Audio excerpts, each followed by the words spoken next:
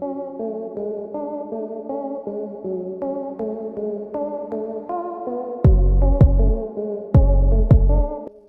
दोस्तों, आपका most welcome हमारे चैनल में। तो क्या हाल चाल है जनाब? बढ़िया, उम्मीद करता हूँ कि सब खैरियत से होंगे।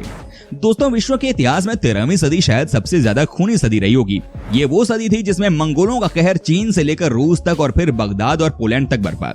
दोस्तों, आज के इस वीडियो में हम एक ऐसे ही मंगोल शासक की बात करने वाले हैं जो दुनिया का सबसे क्रूर सेनापति कहलाया। ये शख्स था चंगेज खान। जी हाँ, आज हम आपको इन्हीं के बारे में रोचक जानकारी देने जा रहे हैं, जिसे जानकर आपका खून गर्म हो जाएगा। तो आप बने रहिएगा इस वीडियो के अंत तक, तभी बात समझ में आएगी। चलिए वीडियो शुरू करते हैं। तिमुचिन से चंगेज बनने तक का सफर। तिमुचिन तब कोई 11 बरस का रहा होगा जब उसके बाप येसुगेई बगातुर को तरतारों ने जहर देकर मार दिया था। तिमुचिन जान गया था कि अगर उसे और उसकी मां को जिंदा रहना है तो बाकी की मंगोल खानाबदोश जातियों से गठजोड़ करके रहने होंगे। तिमुचिन ने जमकुआ और कैरियत नाम की जनजाति के तोगरी लड़ाकों से खून का नाता निकाल लिया था। जब मोरकित जनजाति के लोगों ने तिमुचिन की मंगेतर बोरते का अपहरण कर लिया था तो इन्हीं दोस्तों की मदद से उसने बोरते को छुड़ाया था। जवान होने पर उसने कई और जनजातियों को इकट्ठा किया और तरतारों का विनाश कर अपने बाप की मौत का बदला लिया। तिमुचिन की ताकत अब बढ़ने लगी थी। ये देखकर जमकुआ और कैरियत उसके दुश्मन बन गए।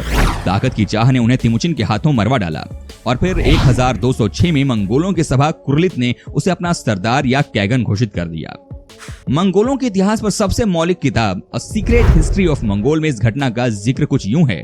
और फिर जब तंबुओं में रहने वाली सारी जनजातियां एक ताकत के साए तले आ गईं, उस साल ओनोन नदी के किनारे सफेद झंडे के नीचे उन्होंने चंगेज यानी तिमुचिन को कैगन के खिताब से नवाज दिया। यही कैगन बिगड़कर बाद में खान लफ्ज बन गया और इस तरह तिमुचिन चंगेज खान कहलाया। चंगेज के राजा बनने की उम्र को लेकर इतिहासकारों में कुछ मतभेद है। जवाहरलाल नेहरू उसे तब 51 वर्ष का मानते हैं। माइक एडवर्ड्स उसे 40 साल का। ज्यादा मत नेहरू के अनुमान के साथ ही हैं। 51 की उम्र वो होती है जब आदमी जीवन में कुछ स्थिरता और शांति की इच्छा रखता है। ये उम्र सेनापति बनने की तो कतई नहीं हो सकती है। सिकंदर तो 32 की उम्र में महान होकर इस दुनिया से विदा भी हो गया था। जब अकबर गद्दी नशी हुआ था तो वो महज 12 साल का था। अशोक ने भी कलिंग पर कम उम्र में ही चढ़ाई कर डाली थी। 51 की उम्र में चंगेज ने दुनिया का सबसे बड़ा साम्राज्य खड़ा कर लिया, जो सिर्फ इंग्लैंड की महारानी के साम्राज्य से थोड़ा ही कम था। चंगेज की दुनिया पर फतेह। ये इत्तेफाक ही रहा कि हिंदुस्तान इस कहर से बच गया, पर आप कल्पना कर सकते हैं कि ये सब यूरेशिया के लोगों के लिए किसी प्राकृतिक आपदा जैसा रहा होगा।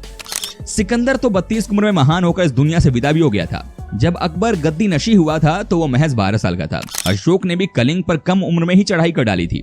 51 की उम्र में चंगेज ने दुनिया का सबसे बड़ा साम्राज्य खड़ा कर लिया, जो सिर्फ इंग्लैंड की महारानी के साम्राज्य से थोड़ा ही कम था। चंगेज की दुनिया पर फतेह।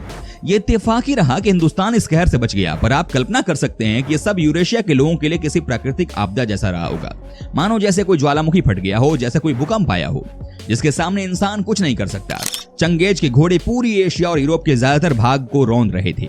सबसे पहले वो मंगोल के पूर्व में गया, जहां उसने चीन के किन साम्राज्यों को खत्म कर डाला। फिर उसने कोरिया जीत लिया। दक्षिण के सुंग साम्राज्य, जिसने उसकी इन जंगों में मदद की थी, उसको भी उसने तहस नहस कर डाला। बाद में चंगेज खान ने तिब्बत के तंगुतों को भी हरा दिया। मंगोलिया के पश्चिम में उस वक्त कारा खितई नाम का एक राज्य चंगेज खान के लिए मुश्किलें खड़ी कर रहा था। लिहाजा उसने पश्चिम का रुख कर लिया और यहीं से पश्चिम एशिया की तकदीर हमेशा के लिए बदल डाली। कारा खितई को हरा देने के बाद उसने ख्वारिज्म की ओर रुख किया। पहले चंगेज ने अपने कुछ व्यापारी और व्यापारी के भेष में अपने जासूस ख्वारिज्म के मोहम्मद शाह के दरबार में भेजे। ये सब सिल्क रूट से गए थे। ख्वारिज्म साम्राज्य के ओरत्रार नामक प्रांत के गवर्नर को कुछ शक हुआ, लिहाजा उसने उन सब व्यापारियों और उनके भेष में छिपे जासूसों की हत्या कर माल लूट लिया।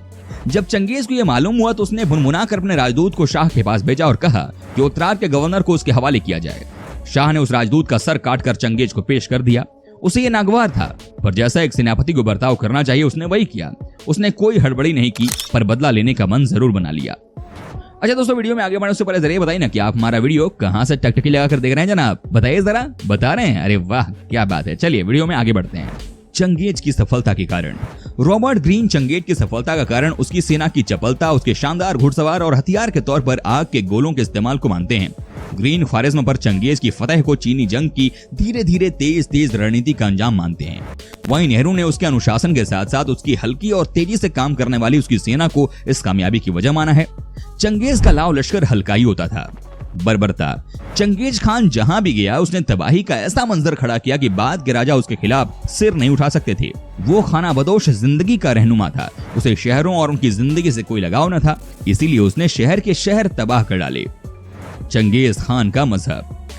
चंगेज का मजहबों के प्रति रवैया एक जैसा था। उसकी सेना में बौद्ध, मुसलमान सब धर्मों को मानने वाले थे। उसने किसी एक मजहब को नहीं अपनाया।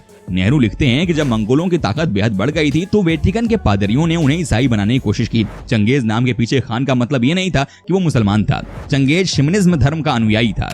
ये धर्म मंगोलिया, साइबेरिया आदि इलाकों में प्रचलित है। वेसिली येन या कमलेश्वर जैसे महान साहित्यकार यही समझाते आए हैं कि किसी एक खास मजहब की इंसानियत के प्रति दुश्मनी नहीं है और ये बर्बरता मजहबी नहीं बल्कि सियासी है।